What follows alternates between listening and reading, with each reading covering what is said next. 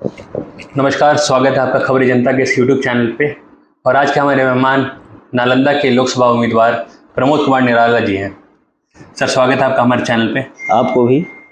Sir, आपका राजनीति जीवन में शुरुआत कैसे हुआ?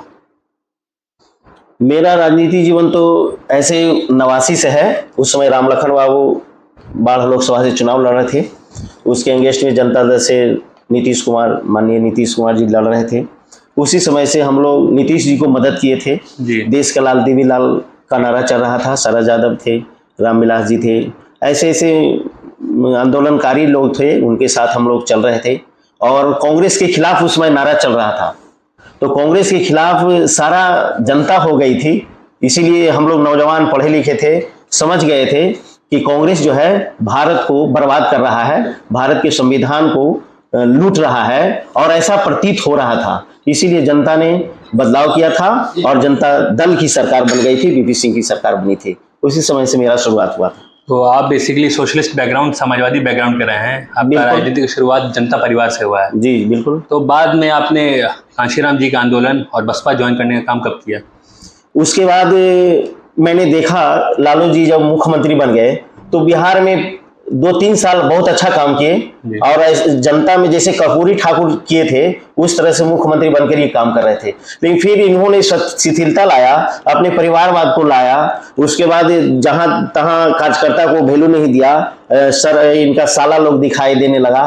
तो मैंने उस समय मुलायम सिंह पार्टी बनाए थे 92 में, और 93 में काशीराम साहब से समझौता हुआ। तो उसमें कल्याण सिंह वहां के मुख्यमंत्री थे भाजपा से, तो उन्होंने काशीराम साहब से मिल करके नारा दिया, मिले मुलायम काशीराम, हवा में उड़ गया जय श्री राम। उसी समय से हम काशीराम साहब और मुलायम सिंह को नेता मान करके और गार्जियन मान करके राजनीतिक जीवन को आज तक यहाँ तक पैगाम में लाया हूँ। तो सर, जिस जय श्री राम को आपने 1993 में हवा में उड़ाया, जी, वापस से जय श्री राम जो है 2014 में देश पर काबिज हो चुका है। जी। और काफी मजबूती से काबिज हो चुका है। और ये भी देखा जा रहा है कि बसपा जो है मजबूती से लड़ाई नहीं लड़ रही है उस विचारधारा के खिलाफ। इस पर आप क्या बोलना चाहेंगे?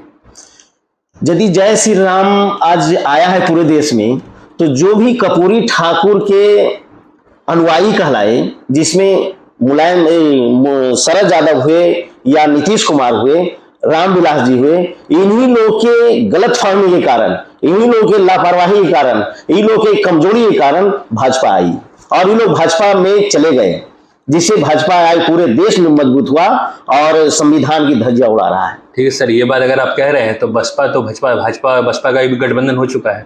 मैं वहां तक ले जाता हूं। और मायावती जी को पहली बार मुख्यमंत्री बनाने का भाजपा ने ही किया। जी। तो फिर ये तो इल्जाम आप पे भी लगेगा कि आपने भी भाजपा को बढ़ाया। तो भाजपा नहीं, मैं यहां तक ले जाना चाहता हूं कि क्या कारण था कि जिस समय कांग्रेस के खिलाफ ये लोग 89 में लड़ाई लड़े, उस समय भाजपा भी साथ था, कांग्रेस को हटाने में भाजपा भी साथ था। जी बिल्कुल। तो वहां पर जिस तरह से मुलायम सिंह और भाजपा से मिली भगत से जो मस्जिद का लड़ाई लड़ रहे थे, तो बहन जी वहां पर बहुत गंभीरता से देख रही थी, और बहन जी को मुलायम सिंह से हटने का यही कारण था कि समाज को सही रास्ता नहीं दिखा रहे थे।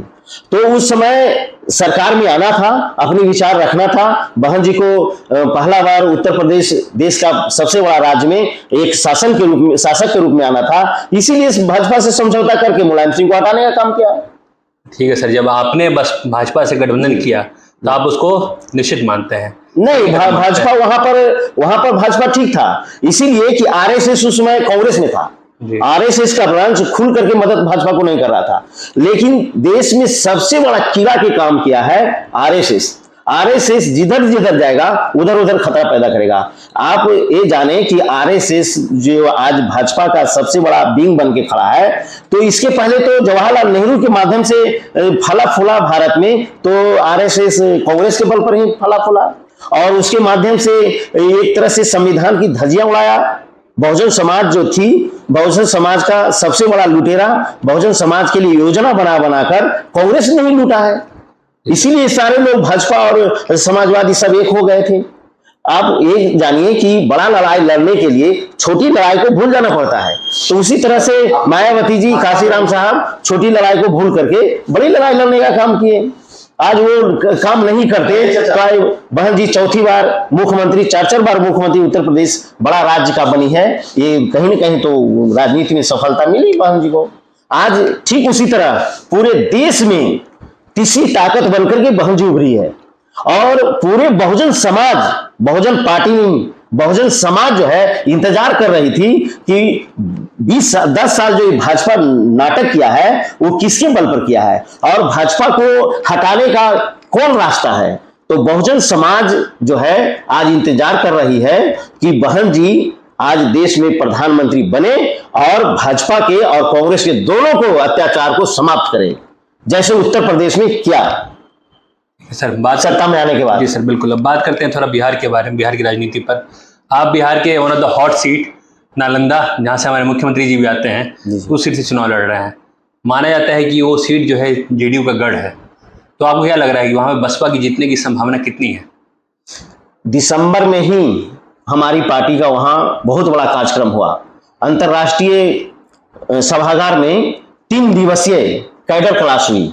तो कैडर क्लास में ही हम इंटरव्यू में कह दिए थे कि ये बुद्ध की धरती है और बुद्ध की धरती पर विद्वानों का पूजा होना चाहिए।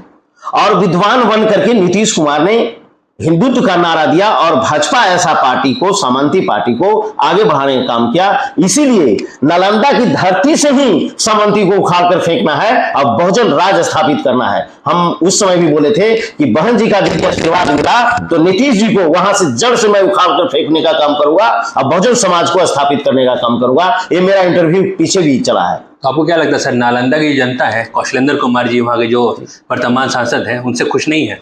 कौशलेंद्र कुमार एक स्टंप है नीतीश जी का। यानी सबसे बोका आदमी, सबसे गुंगा आदमी यदि कहते हैं तो नालंदा को बर्बाद करने में कौशलेंद्र का हाथ है, उसके पीछे नीतीश कुमार का हाथ है।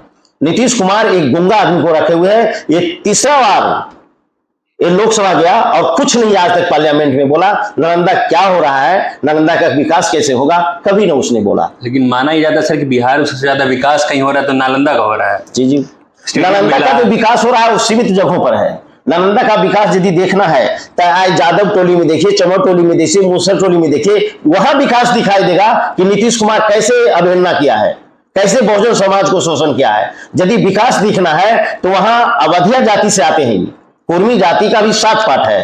अवधिया जो है मात्र हरनौद में आता है। हरनौद में 40 से 50 हजार अवधिया जाति है और उस जाति से नीतीश कुमार आते हैं। पूरे बिहार में मेडिकल लाइन में चले जाइए, जितना नर्स मिलेगी लड़कियां वो नालंदा का मिलेगी, अवधिया का मिलेगा, वो हरनौद का मिलेगा। उसी तरह जितने रातारात बहाली हुआ, कोई रिफॉर्मेशन नहीं, कोई बहाली नहीं, एकाएक महिलाओं को सिपाही बनाने का काम किया। उसी तरह नालंदा के ही अवधिया समाज के लड़कियों को उसने पुलिस बना दिया राताराती।